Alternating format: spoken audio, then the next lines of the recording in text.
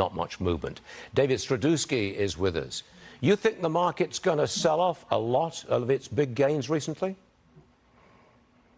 Hey, well, great to be with you here, Stuart. I do think that we are going to see in the second part of this year some sell-offs coming back from just some of these amazing gains that we have had here year to date, as we're just looking at energy prices, the cost of insurance rising, just bringing these CPI inflation numbers in higher. But the big thing that I'm looking at right now, Stuart, is that the Fed has to update their dot plot in this upcoming meeting. So whether they raise or lower, those are important questions, but the dot plot has priced in 1% of cuts in 2024.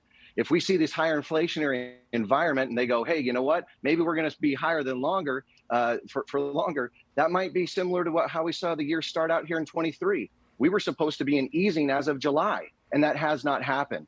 So I think that's what Powell's ultimately trying to signal, and I think it would be a big mistake to be dropping rates here too soon. But that's what the market's been rallying on at least 4 times now since we've had this inflationary environment. Big modifications there could be big downturns for the market. You think we're staring a recession in the face?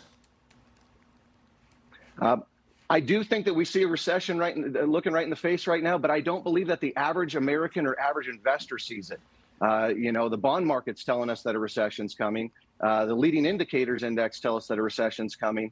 And if we look at the price of oil right now, just how much it has risen just within the last couple of weeks, I think that that's a very important indicator, especially looking at the fact that Saudi Arabia and Russia are looking at doing 1.5 million fewer barrels of oil per day.